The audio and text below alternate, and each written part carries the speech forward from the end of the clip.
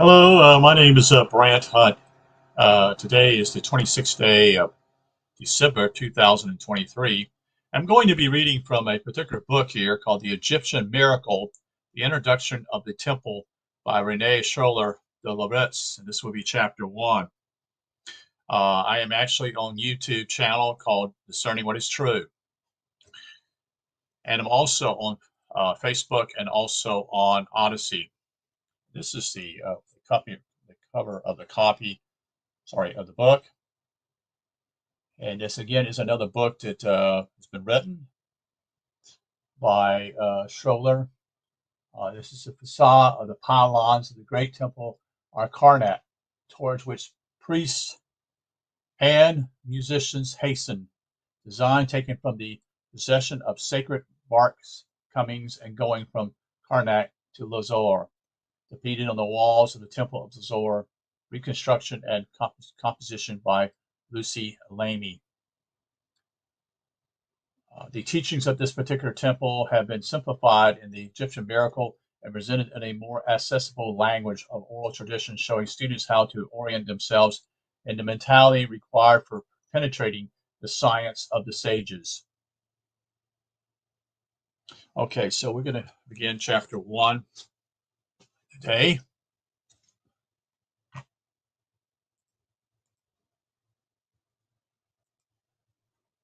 So the chapter 1 is called The Summary of Ideas Essential to the Students of the Temple. There are 2 parts to this particular book also. This is part 1.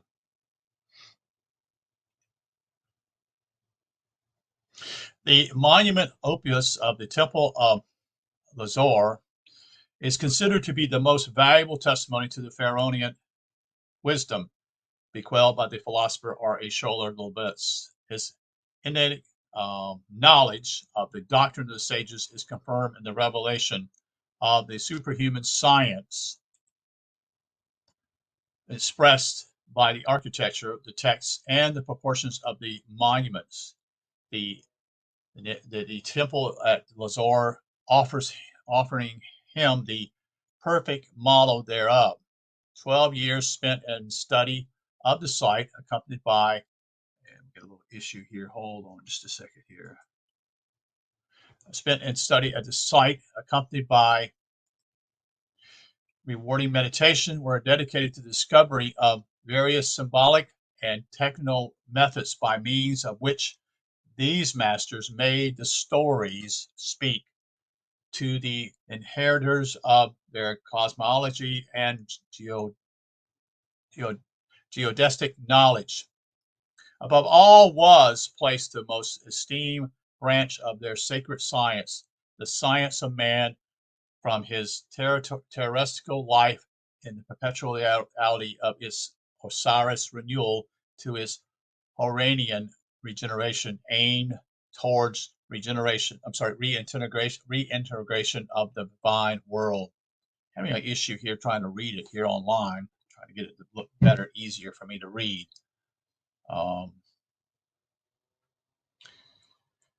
The opportunity to communicate these treasures to the many seekers engaged in the quest for sacred science led Schwaller Lubicz to publish his discoveries with them, with their authenticating documentation. The resulting temple here of Luxor, however voluminous as it is with its mathematical and geometric dissertations, proved to disconcern those readers partially interested in initiating teaching and the means of attaining its intuitive comprehensivism.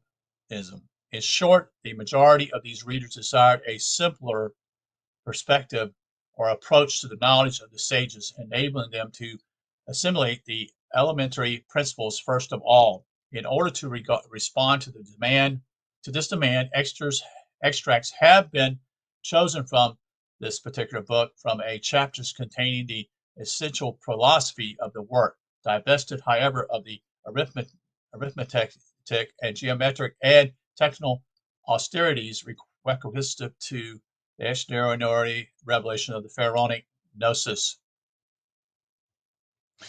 These chapters constitute the second part of this book. In addition, part one has been composed of previously unpublished texts in which the master prepares his readers for the understanding of the high science of Egypt and of Pythagoras.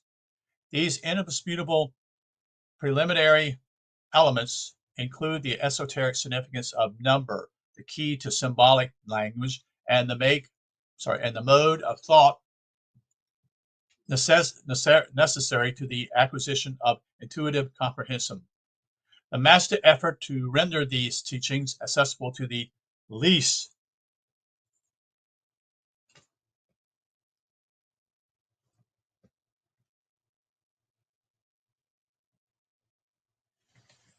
trying to do something here and having little issues. Informed readers lent their texts the moving charm of an oral instruction of where the mental identifies with the difficulties of his students and teaches them how to orient themselves in the mentality required for penetrating the science of the sages. This is a quote from his wife, Isha.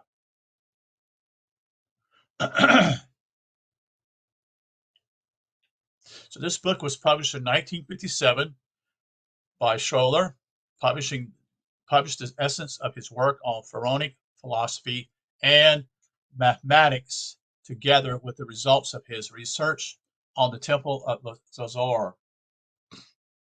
The outcome of his study of pharaonic mathematics confirms and surpasses what we already know through the work of his predecessors and the spontaneous collective collaboration of his stepdaughter, that is Lucy Lamy, enable him to present this mathematical thought in all its details. This achievement is all the more astonishing in the light of claims that philosophy and science as we know them were invented by the Greeks. Indeed, it is easy to forget that Moses and Pythagoras, among others, received their entire culture from the Egyptian temple. But much more difficult, it seems to me, it categorizes to deny this fact. It is categorically to deny this fact. Schwaller reestablished the truth, or at least part of the truth, in a series of publications, most notably in the Temple of Zohar, which in my opinion is the best and most exhaustive study ever made of the temple there. The readings of this work will unfortunately discourage many people, for it has become increasingly difficult in our day to encounter the 17th century gentleman of leisure, a man possessing the vast knowledge that makes for a philosopher.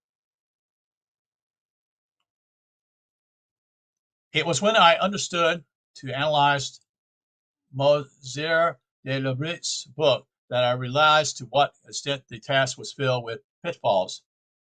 If it is true that many chapters we accessible to the average archaeologist, a great many other require a mathematical a rudiment that is the hallmark of a elite. They also demand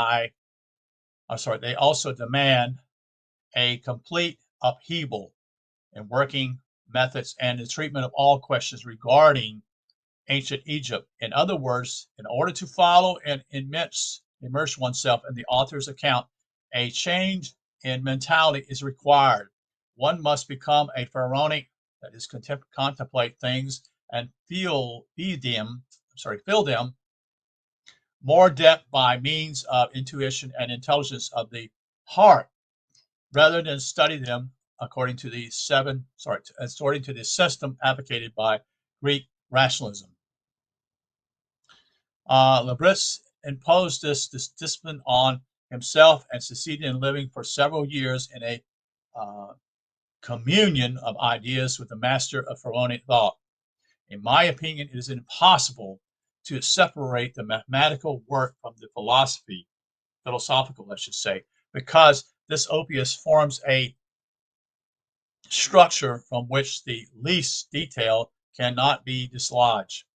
In examination of the symbolism of Platonic writings, both him and his wife have drawn attention in the Hermeticism of certain Pharaonic texts in their literal translations, texts which are brilliantly elucidated when we accept their symbolic interpretations in the work. The exact meaning attributed to the word symbol is expressed with precision. In short, the word symbol is not employed in the way it is commonly used. Indeed, for us, the letter is a symbol that represents a sound, an image. For the Chinese, the word is a ideogram. That's ideogram. For the Pharaonic, the symbol of the graphic expression of a vital function. The present, particularly posthumanist volumes, offers a variable key to the reader in whose interest not only in Egyptology, but also in the mathematician philosophy, for it includes a series of clear-cut definitions, facilitating translating of the author's philosophy and somewhat his Hermetic language, a translation understandable to all.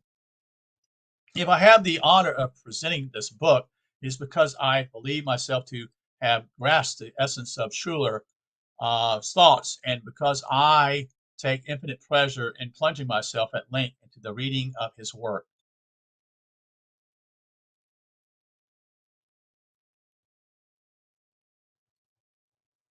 It would take too long and would be doubtlessly superfluous to develop this critique.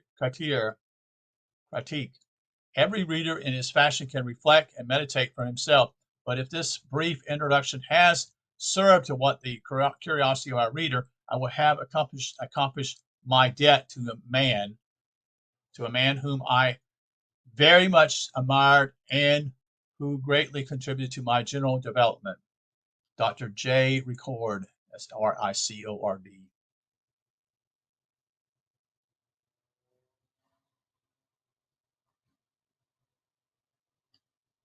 Let's see if we can make this thing a little bit better. Let's see, hold on a second here.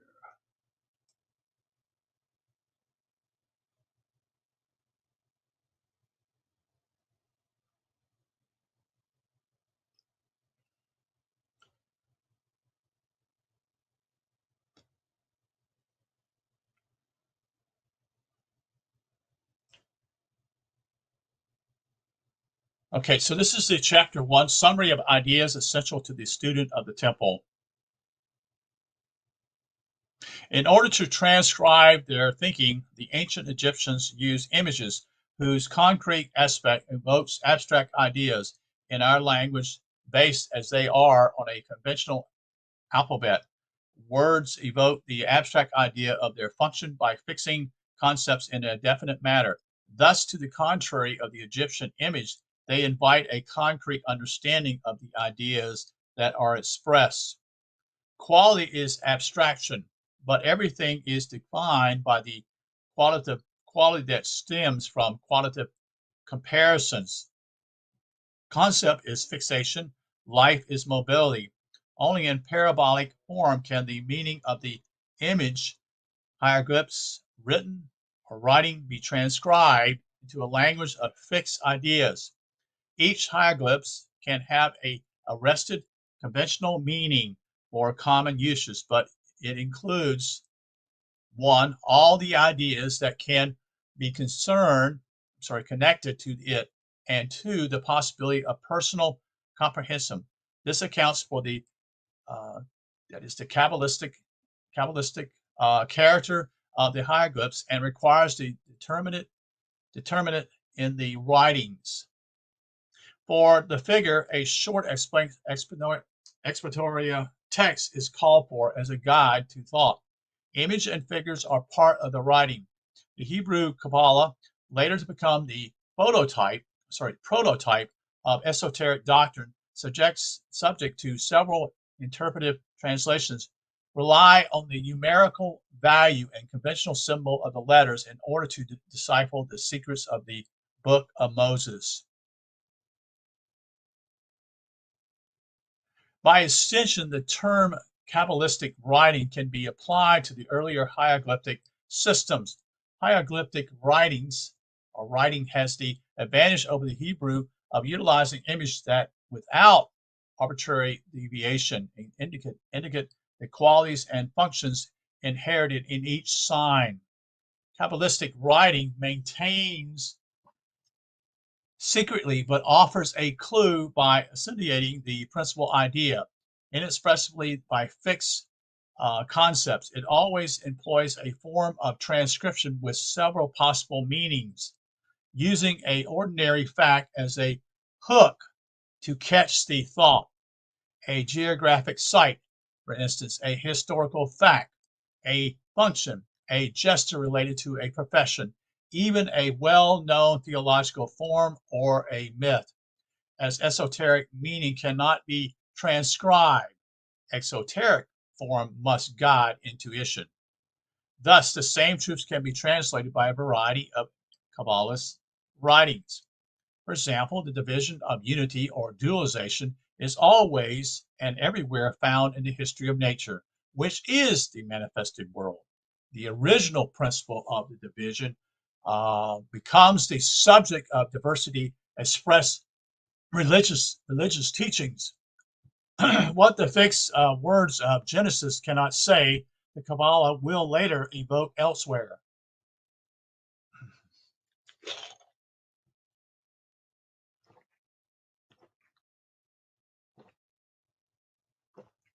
It will be placed in context for various myths.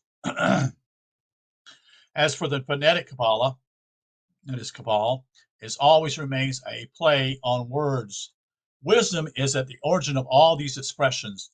The hieroglyphs form of thought transcription is a truer and more direct expression, however, and it can be more easily protected from abuse. The pharaonic mind always chooses natural realities for its image and signs, leaving open the possibility of combining them so as to make a complex rebus out of a figuration. Each analyzed part has a natural and non-conventional meaning. Pharaonic symbolism is never conventional. It is natural, hence alive. In order to understand the meaning of a hieroglyph, the qualities and functions of the represented objects must be sought out. If a sign is a composite, the living meaning of its parts must enter into the synthesis. This presumes an absolute exactitude in the figuration and excludes any possibility of malformations or negligence. It should also be observed that symmetry is one of the modes of expression, but not to any aesthetic end. Thus, the hieroglyphs are really not metaphors. They express directly what they want to say, but the meaning remains as profound, as complex as the teachings of an object might be. That is, example, chair, flower, vulture. If all the meanings that can be attached to it were to be considered. But out of laziness or routine, we skirt this analogical thought process and designate the object by a word that expresses for us but a single congealed concept. The Pharaonic mentality is based on the fact that every phenomenon is a reactive effort. The cause is absorbed by a resistance of identical nature and gives an effect through the reaction of this resistance.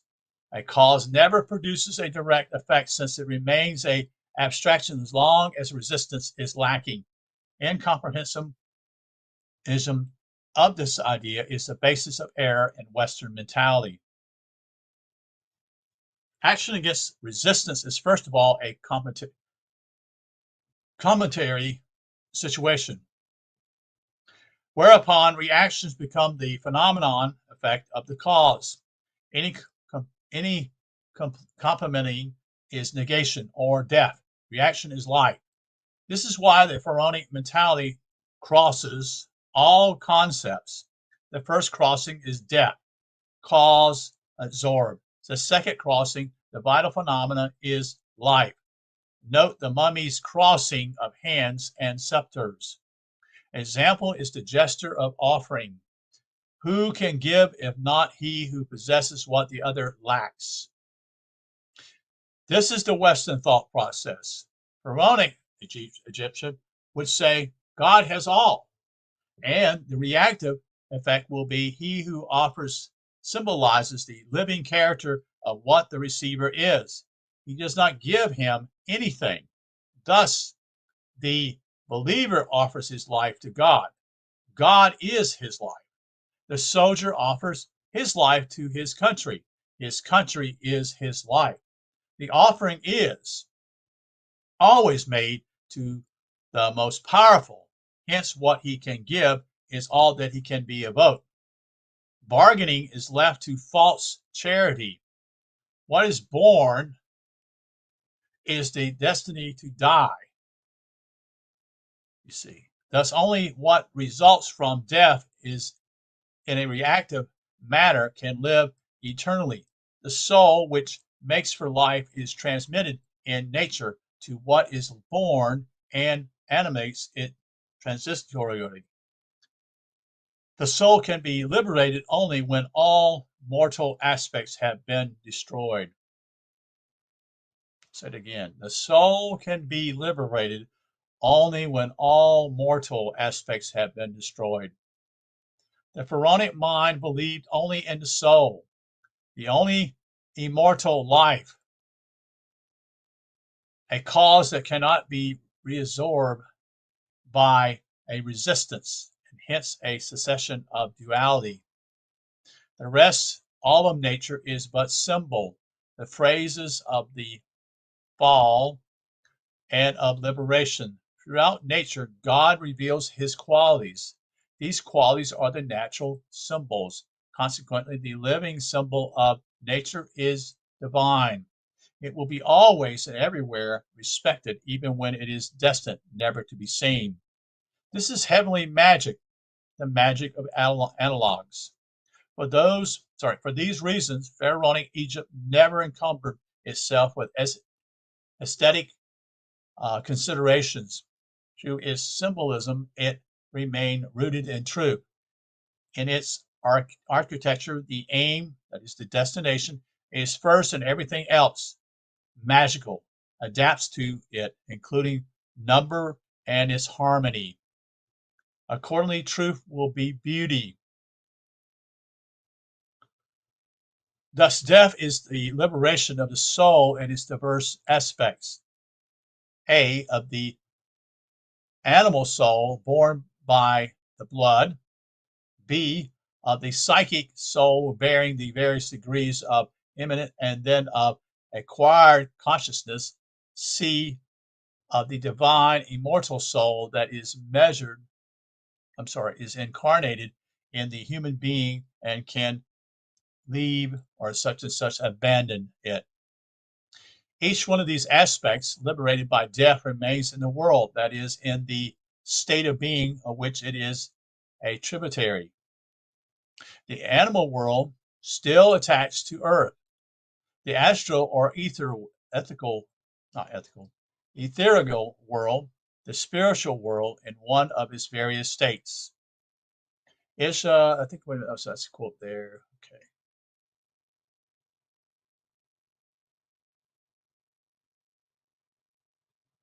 The inscriptions of Pharaonic ideas is not to be read logically as are our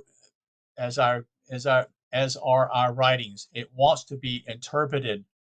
Egyptology is to be exegesis, or else it misses its mark and remains insignificant.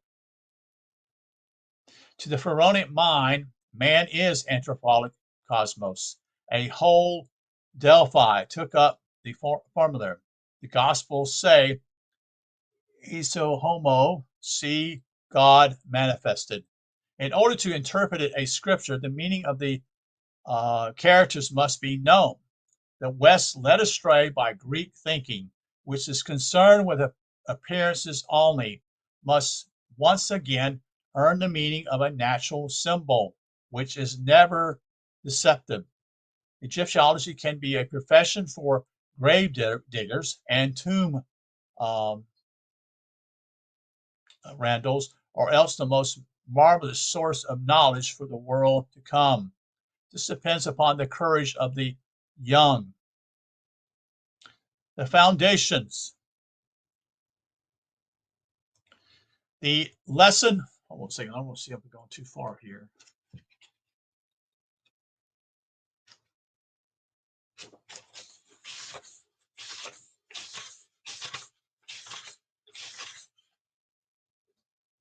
No, okay. The foundations, the lesson and immediately interest to us is the general study of the pharaonic mind can be epitomized as follows.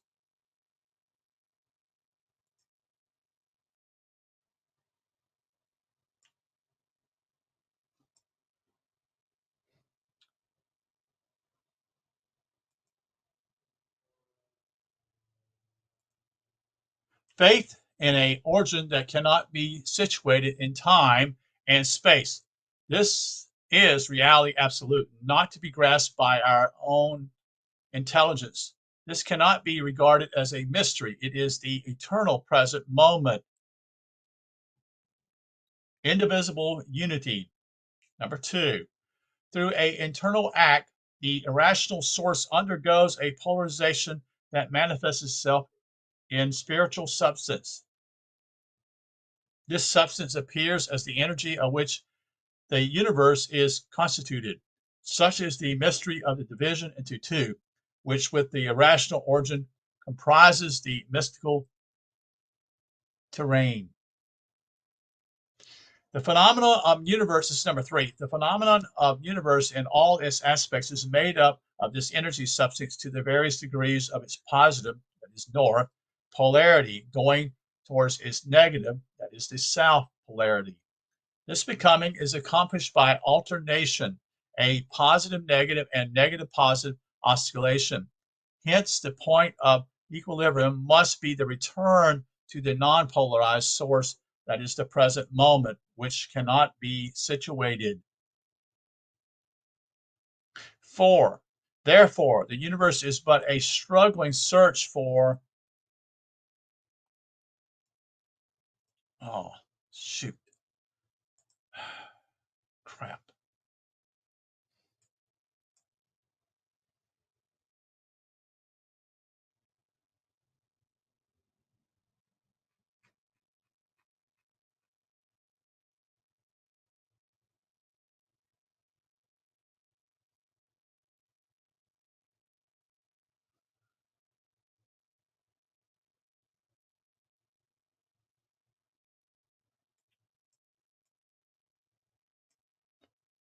Just bear with me just a second. I pushed the wrong button here.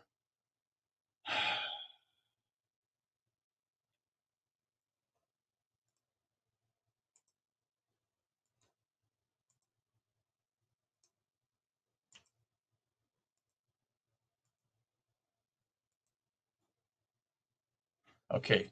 Therefore, the universe is but a struggling search for a predominance of each polarity, one provoking the other, but with the negative unable to predominate, that is, unable to give rise to phenomena set by reactively becoming positive in nature. Active inertia, annihilation, that is death, is thus surpassed by the new polarization, that is new, meaning second mystery, that of reversal. This double play continues until all negative residue is reabsorbed into the present moment. 5. Because the first mystery can have but one aim, the second mystery, and then final equilibrium in the present moment. This can be attained through integral activization of the negative, whatever the means, natural, unconscious, or artificial, or conscious in the sense of psychological consciousness. 6. Everything in the universe maintains its continuity, that is, reproduces itself through polarization in the image of the mystery of original polarization and the alternation of polarities makes for existence, that is apparent life, growth, maturity and aging.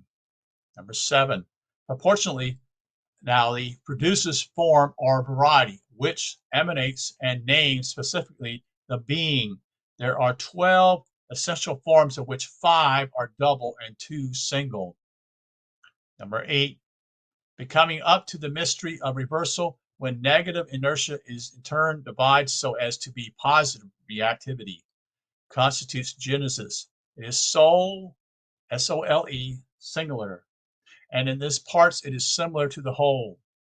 The term positive and negative are just general notions that take different names according to their categories to which they are applied. In metaphysics, it's spirit dash body. In theology, it's word and flesh. So what I'm saying here, he's giving an example of the spirit, okay, and then the body. In theology, it would be the word, which would be, again, the spirit in metaphysics. And the flesh would be to do with the body.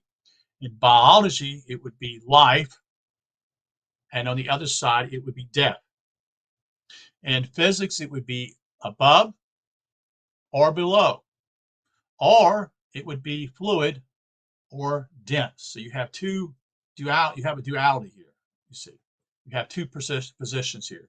In chemistry, it's volatile and fixed. In ethics, it would be good and evil. In aesthetics, it would be beauty and ugliness. So that concludes chapter 1 at this point. Just wetting my tongue here, so to speak, in the writings here, what we call the writings of Schwaller. And so we're going to discontinue this chapter, not discontinue. We're going to stop this at this point, and then I'm going to take a break here.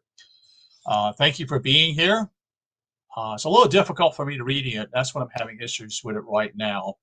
I'm reading off the computer because I find it easier to do that than reading out of a book. So thank you for being here. Again, this is the first chapter and the preface of the Egyptian miracle. That is an introduction to the Wisdom of the Temple by Rene Schwaller de Lubicz. Thank you for being here, and you're welcome to give any quotes. And if you've read this book, you're welcome to also share. This is the first time I've ever read this book, so it's all new to me. So thank you, and you have a good night. You take care.